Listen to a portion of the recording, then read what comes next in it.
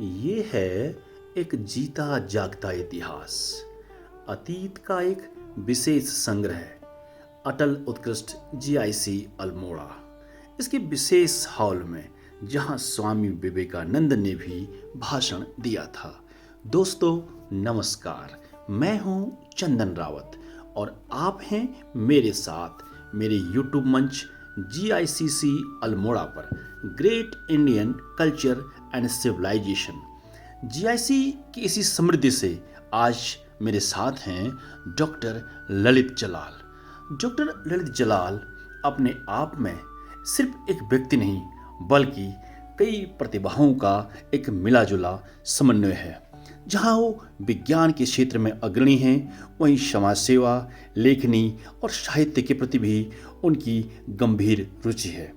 आज डॉक्टर जलाल विद्यालय में बच्चों को बता रहे हैं फिलाटली के बारे में, यानी डाक टिकट संग्रह। हमारे विद्यालय द्वारा राज्य स्तर पर प्रथम और राष्ट्रीय स्तर पर उसमें तृतीय पुरस्कार जीता गया है। तो इस बार हमारी पूरी कोशिश है कि हमारे जो छात्र छात्राएं हैं वो भी राज्य स्तर पर और राष्ट्रीय स्तर पर इस पुरस्कार को जीतकर हमारे अटल उत्कृष्ट राजकीय इंटर कॉलेज का नाम रोशन करेंगे।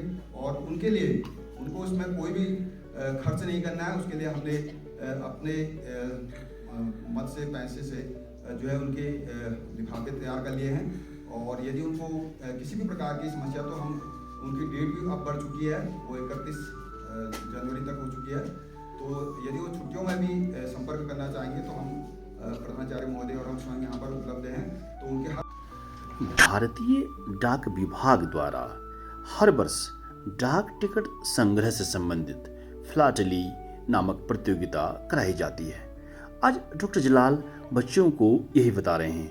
वो सदैव बच्चों का एक उचित मोटिवेशन करते रहे हैं और बच्चों को सही दिशा देते रहे हैं। डॉक्टर ललित मोहन जलाल जी से हमने जाना कि ये ढाई आखर नामक जो प्रतियोगिता है ये भी डाक विभाग द्वारा की जाती है। उन्होंने इस बारे में आज विस्तार से चर्चा की। आज तकनीक के इस युग में यदि हम कहीं चिट्ठी लिखते हैं, पत्र लिखते हैं या कोई सूचना देते हैं तो हमारे पास इलेक्ट्रॉनिक मीडियम पर्याप्त मात्रा में है, चाहे व्हाट्सएप है, फेसबुक है या मेल है। लेकिन आज से 30 साल पहले या 25 साल पहले लोगों के साथ संपर्क की माध्यम क्या रहा होगा, और इसके लिए सरकार की एक पहल है उन सब पुरानी चीज़ों को याद करने की और संजो कर रखने की। आज मेरे साथ अभी हैं जलाल जी, डॉक्टर ललित मोहन जलाल, जिनका कि विज्ञान के अतिरिक्त साहित्य और अन्य क्षेत्रों में भी खासा दखल रहता है। तो ढाई आखर के बारे में आज मैं उनसे जानना चाहूँगा कि आखिर ये ढाई आखर क्या है। हमने तो जलाल जी एक चीज़ सुनी है कि ढाई आखर प्रेम की, अब ये ढाई आखर क्या है सर? नमस्कार राव जी।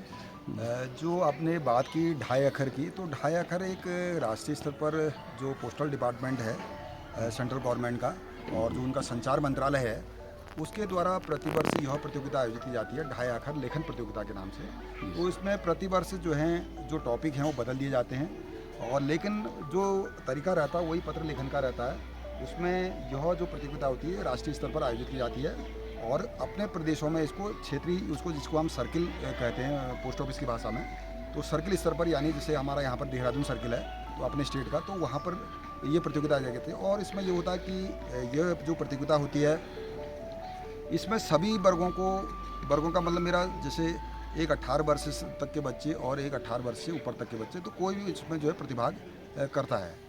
तो ये दो उसमें किया जाती है। और इसके बाद फिर इसके दो भाग होते हैं, एक होता है अंतर्देशीय इनलैंड जिसको हम बोलते थे पहले, और एक होता है लिफाफा वर्ग। तो उसमें भी 18 वर्ष से कम और 18 वर्ष से अधिक के जो है पुरुष जो है और महिलाएं जो है प्रतिभाग कर सकती हैं। तो हमारे शिक्षक भी और जो अन्य लोग भी हैं वो भी इसमें प्रतिभाग कर सकते हैं छात्रों के साथ साथ। और इसमें ये होता है कि यदि आप राज्य स्तर पर प्रथम स्थान प्राप्त करते हैं तो आपको 25,000 रुपया जो प्रतिभागी है प्रथम पुरस्कार प्राप्त उसको मिलते हैं। 25,000 रुपये? 25,000 रुपया। और द्वितीय स्थान पर जो है 15,000 रुपया, और तृतीय स्थान पर 5,000 रुपया मिलते हैं। अच्छा। और इसी प्रकार जब आपका अपने राज्य स्तर पर चयन प्रथम, द्वितीय और तृतीय का हो जाता है तो इसको फिर राष्ट्रीय स्तर पर आयोजित किया जाता है।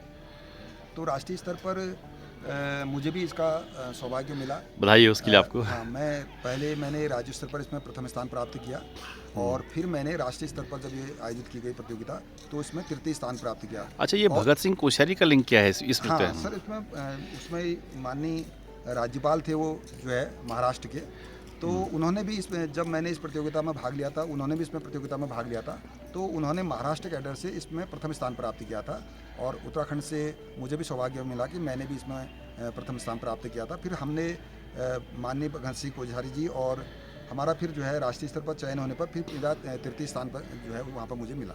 ओके, तो सर पहले तो जो है नमन है आपके प्रयासों को कि आप विज्ञान के अतिरिक्त साहित्य में और छात्र छात्राओं के डेवलपमेंट के लिए विभिन्न तरह की गतिविधियों में आप इन्वॉल्व अपने आप को करते हैं ताकि बच्चों को कुछ दे सके। मैं एक जानना चाहूँगा कि ये ढाई आखर के माध्यम से हमारे बच्चे किस तरह से अपनी स्किल को और जो उनका एक संचार का माध्यम है उसको ये जीवंत रख सर सकते हैं। आपने इसको पठन पाठन से जोड़ा, ये बहुत अच्छी बात है। तो ये केवल एक प्रतियोगिता मात्र नहीं है, ये एक तो हमारी जो लिखने की परंपरागत शैली हुआ करती थी, भले आज हम तकनीकी युग में हैं, लेकिन लेखन ये आजीवन चलने वाली प्रक्रिया है, क्योंकि लेखन चाहे आप किसी भी प्रक्रिया से गुजरेंगे तो लिखने की परंपरा कभी समाप्त नहीं हो सकती है ना।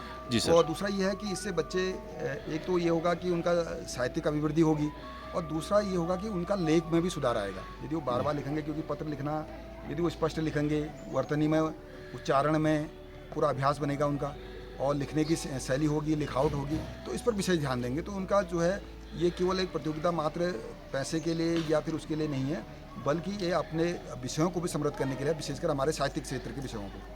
हाँ बिल्कुल, जिस तरह से आज हमारी उंगलियां कीबोर्ड पर जा रही हैं और हम लिखना धीरे धीरे भूल भी रहे हैं, हाँ। तो इस तरह के प्रयास, और मैं तो आपकी तरह के शिक्षकों को बार बार नमन करता हूं कि आप इस तरह की प्रतियोगिता में खुद भाग लेकर बच्चों के लिए रोल मॉडल बनने सर। हाँ सर, इस बार हमारा प्रयास है कि हमने तो इसमें प्रतियोगिता में प्रतिभाग किया ही किया, लेकिन इस बार हम ये कोशिश कर रहे हैं कि अपने संसाधनों से और जितने भी हमारे पास संसाधन हैं, तो हम बच्चों को ये निःशुल्क उपलब्ध करा रहे हैं। जो लिफाफे हैं या इनलैंड हैं, ये हम स्वयं देंगे, उनको वाइट पेपर भी देंगे, सब देंगे।